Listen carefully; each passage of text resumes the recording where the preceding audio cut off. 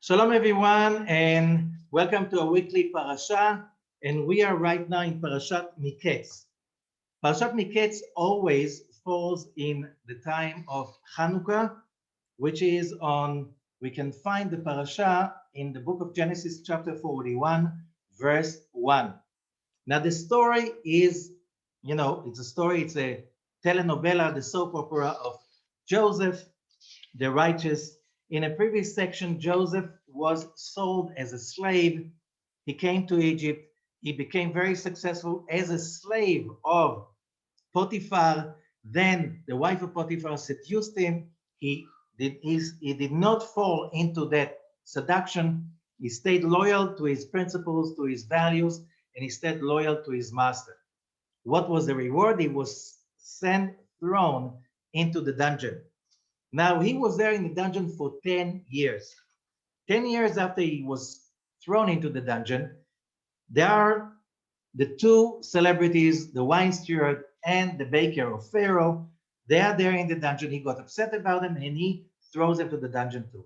Who's running the dungeon? Of course, Joseph. He's the guy that will step up to the plate and will take responsibility for everything because that was his nature. He is a winner. However, that was not enough. He was still in the dungeon. So what happens then? The end of the previous parasha, the end of chapter 40, tells us something very interesting. It says that one day, both the wine steward and the baker of Pharaoh have a dream, both the same night, and they're very upset because they have no idea what this dream is about. And Joseph tells them, "Tell me about your dream. I can help you with it." And they tell him about the dream. And that's what's very important over here. And the story is like this. He says to the wine steward, at first tells him the dream, his dream first. He sees a vine with three branches, and he takes the grapes from the vine and he pours them into Pharaoh's cup in his hand. And Joseph says that means that in 3 days from today, Pharaoh is going to raise you up from this dungeon and put you back in your position as the wine steward.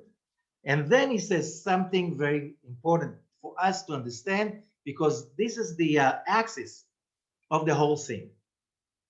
Chapter 40, verse 14. Ki im zechartani itcha kasher itablich.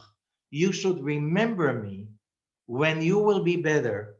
V'asita imadi chesed, and you should do me a favor. V'izkartani el Paro, and you should mention me, mention my name to Pharaoh. V'otzetani min habayit hazeh, and you will take me out from this place. Okay? And the Zohar is saying, Rabbi Shimon Bar Yochai is saying in the Zohar Parashat Mikkets, verse 7, Rabbi Shimon Amar, this is the place of Zechira. Remember, in the verse that we just mentioned, the word Zechira appears twice in the Hebrew. In the English, it's lost in the commentary, in the translation. And what does it mean, Zechira? We have to understand that the word Zechira means to remember, but also in Hebrew, it has another meaning. The shoresh, the root of the word, every Hebrew word has a shoresh, 3 letters usually, that from these 3 letters, like X, Y, Z, comes out the formula. Every Hebrew letter is like a formula.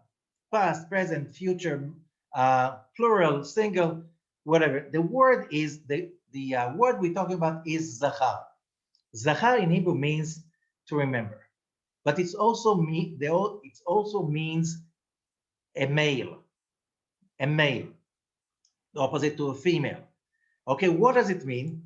Male means the active side, the position of active sharing and taking initiative, the initiator, the innovator. It's the male energy. Okay, the Zohar says you could be a woman, it could be a male. We're talking about not a gender, but a state of mind and a position in God's universe. So the name of the parasha is Mikkets, and this parasha always being read on Hanukkah. And what is Hanukkah about? Hanukkah is about a hopeless, helpless situation.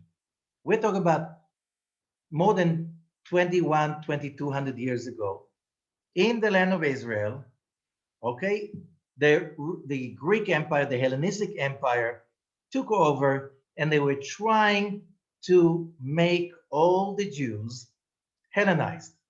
And first of all, no studying Torah, no Shabbat, no circumcision, no blessing of the month, which means really, and they didn't want to kill anyone.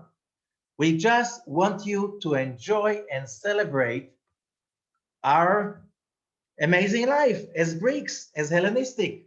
They had amazing gyms. They had amazing cities. They had amazing systems of roads and innovation and so on. But you're not allowed to be spiritual. What does it mean spiritual? They had no idea of spirituality. The Hellenism was about just the body needs and desires. But there was another thing that is very important for us to remember for the here and the now.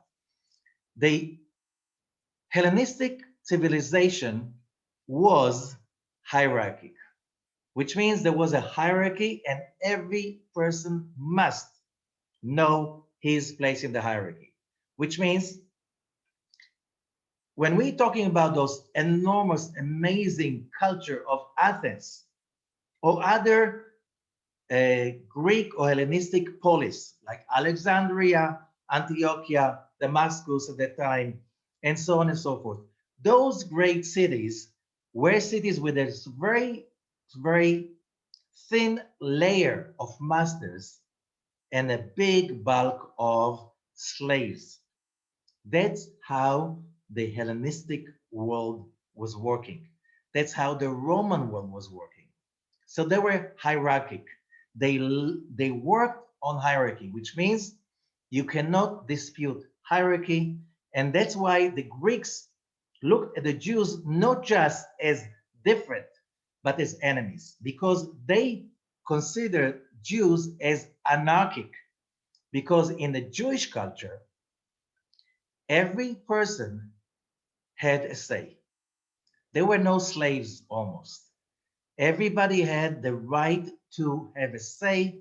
Everybody had the right to create his own ideas, his own business. It was very innovative culture. However, there was no hierarchy. For the Greeks, that was terror. They couldn't understand such a system. And even today, if you read the book Startup Nation, and that book tried to research what is the secret of the startup nation of Israel. Why in Israel you have so much startup and it's blooming in such a pace that nobody can understand. It's like the second Silicon Valley. And one of the explanation is about exactly this way. Because in Israel, which is still Jewish, more than 2,200 years later, after Hanukkah, we still anarchic. It's anarchy. Why? What does it mean anarchy? You don't think that the boss above you knows everything. Not just that you don't think so, you don't even behave so. Which means if you read the book of guidance for American companies that are coming to deal with Israeli companies, one of them is saying, when the bunch of guys come to you, they represent an Israeli company, you don't know who's the boss. They dress alike, they speak alike, the guys who are under the boss have no problem to dispute the boss in front of you. And the boss is not even insulted. Why? Because in Judaism, there's anarchy, which means we are all under one master, God only, and it's not you. Which means you are a human being, and human beings make mistakes. Same as the Zohar is saying, Joseph, he stayed 2 more years in jail because he made a mistake. What was a mistake? He asked the wine steward for a favor. It's not that he was wrong asking. You want to be successful, you need cooperation for as many people as possible.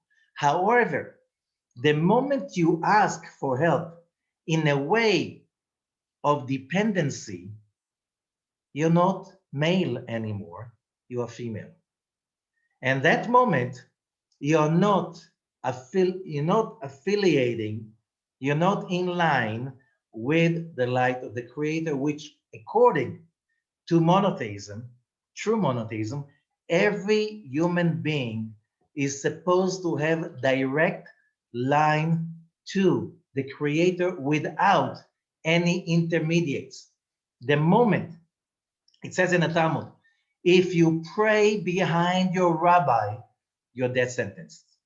What does it mean? So if I just didn't notice, I came to the synagogue in a rush and I stood and I prayed, and then I realized I'm standing behind my rabbi, I'm death sentenced? No, no, no.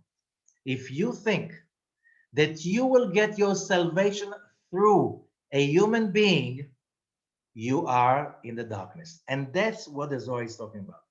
Ketz Sam Lachosech is about, it's a verse from Job 28:3, that the Zohar begins, why the name of the parasha is Mikkets. It's about Ketz Sam Lachosech, Job 28:3. It's about putting a complete end, demise to any darkness. How could that happen? And the understanding is that because Joseph was having some kind of dependency in the wine spirit, he realized it's not the time yet to reach up to kingdom. Why? You owe someone. You have a dependency. Why is that so important for today? We know that we owe a lot of the most amazing civilization that we are part of. We owe a lot to millions of people that gave their lives for freedom during the 20th century. World War I was a very strong war, many casualties. The war was for freedom. The world before that, till 1914, the world was divided to better people upstairs and downstairs, rulers, masters, and slaves, like it used to be for 1,000 years earlier, because the Hellenistic civilization turned into Roman, and the Roman turned into the Europe culture of the Dark Ages and later on, and also the same thing around the world. Now, first time that people started to have freedom, no matter of their differences, but they had the freedom to reach power, power of government and so on, just without, you didn't have to be born to the right family, like it used to be till 1914. The whole world moved forward, and that is being established completely in 1945, when there was a total demise of the old world and a new world has to be built. Now, those countries that people gave their lives for freedom, real freedom, led the whole of humanity forward to innovation in a level that humanity has never seen before. Freedom, plenty, bliss, abundance of everything, access to knowledge, to universities, to education, and so on, and freeing people from all the boundaries that before held them back. Why was freedom? Freedom.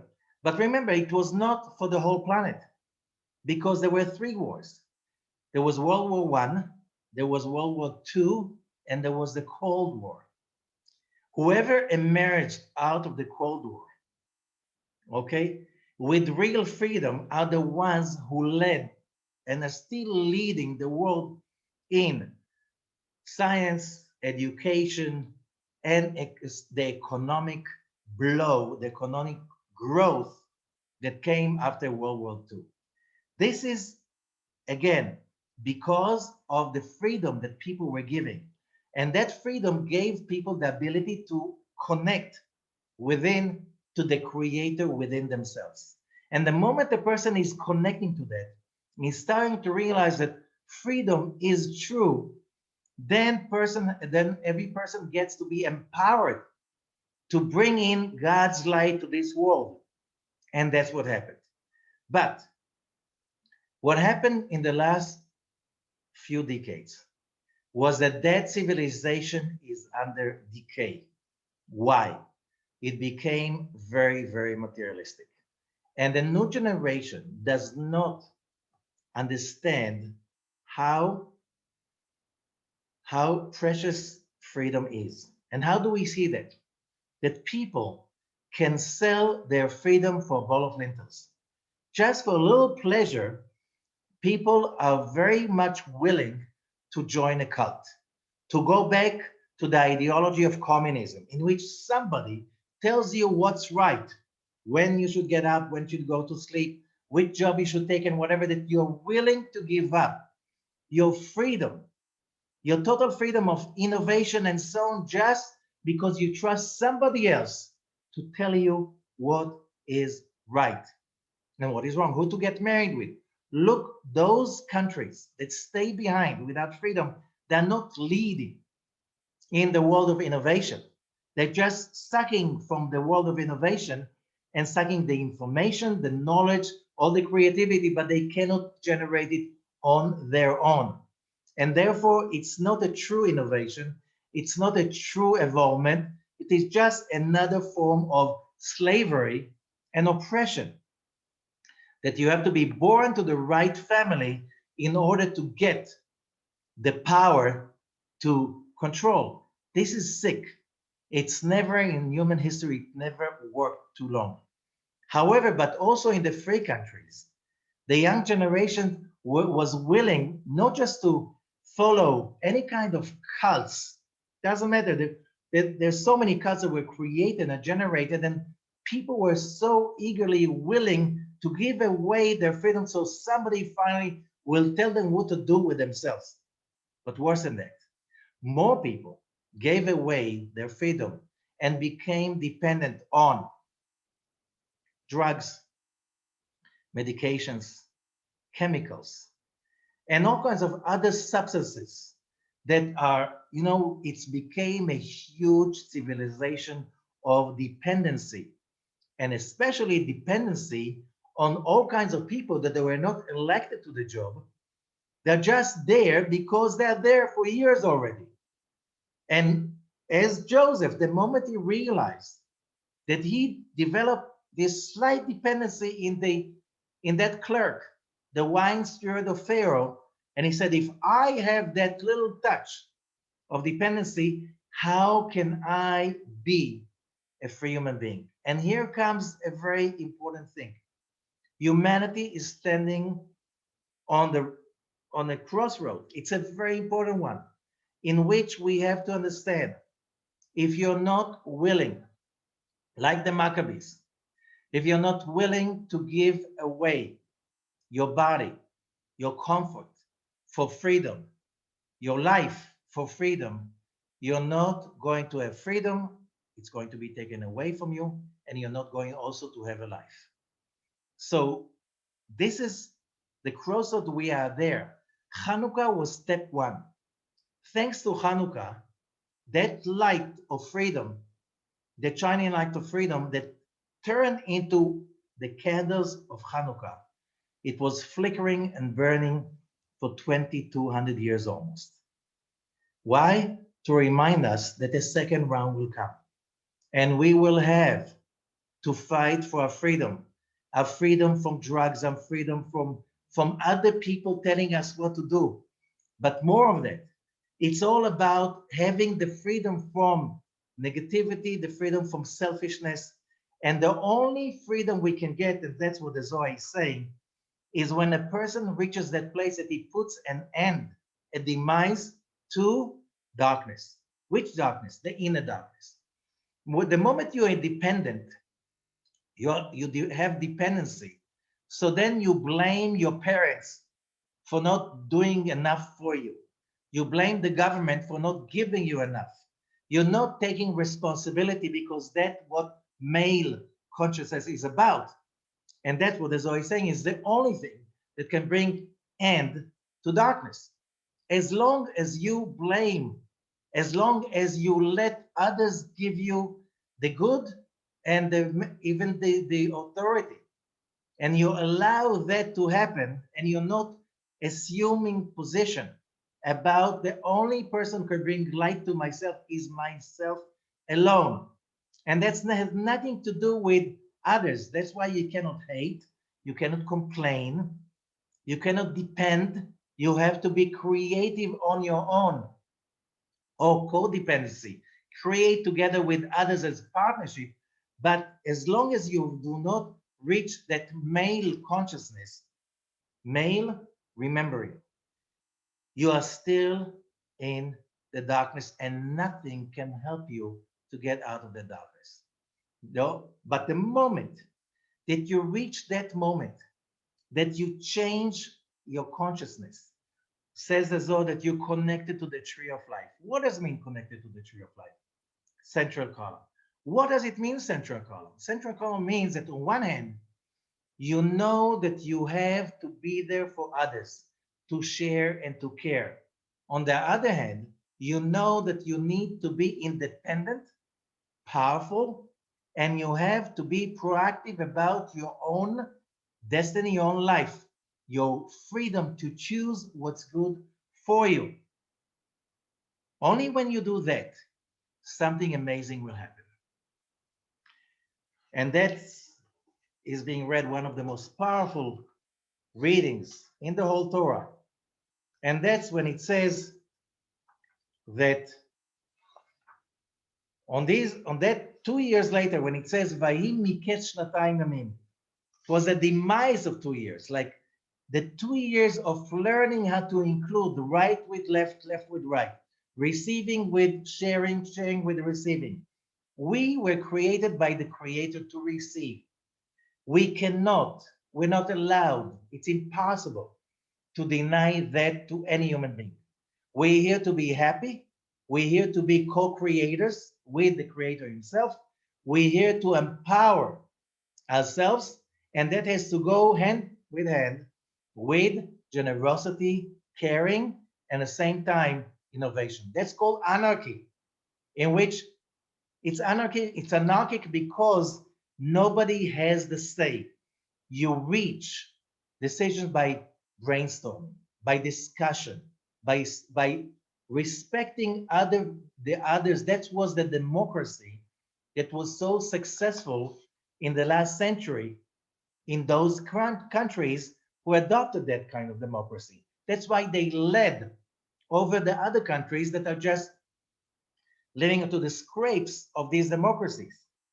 But now it's not. People do not want to be independent anymore. They do not want the male energy. They prefer female energy. What does it mean to be subservient? To let others do it for you, to decide for you what's right for you, what's not right for you. Okay, again, we are coming to a world of masters and servants. And that could not happen. You know why? We are now in the year 5781. We're in the decade of Tafshin Pei, 10 years of Tafshin Pei. Tafshin Pei means the will of the Creator is starting to overpower. And it will force itself upon us, even if we don't want. Joseph thought he knew what's the right thing. But when he realized that he stumbled, he allowed himself to go to be reactive. He needed 2 more years to work it out. The moment he worked it out, suddenly everything turned. Why? The end of the darkness is not by killing your enemy. The end of the darkness is not by hating somebody else or expecting the ones who are in blame to be removed. That didn't work with Stalin, didn't work with Hitler, didn't work with Mao Zedong. As long as that attitude has been taken and all the wrong people are being removed and hundreds of millions are being murdered, when the whole society just went backwards and backwards, and hunger and famine and poverty and stupidity and fear. There was no light in there. The light is only when people are arguing, discussing with respect. And the same time that I am committed to be there for others, I'm also committed to be there for myself because I was created in the image of God so I can receive His light unconditionally and to be powerful and to take responsibility for my life. And therefore, the moment that is being changed, and it says,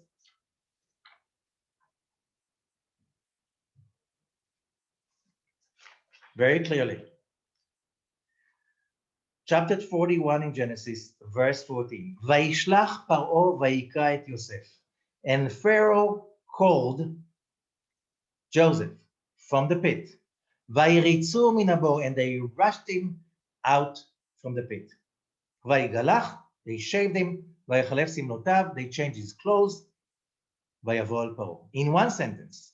So remember, Joseph woke up that morning in the bottom of the bottom. He was a Hebrew slave in jail in Egypt. He went to sleep in the king's bed that night. Everything turned around and the darkness disappeared in a blink of an eye just because he changed his state of mind from dependency to freedom. And the freedom means taking responsibility on one hand and being there for others on the other hand in the same place, what is called central column. It's a balance between being there for others and what about me? The balance, that's a tree of life. How do you achieve that balance?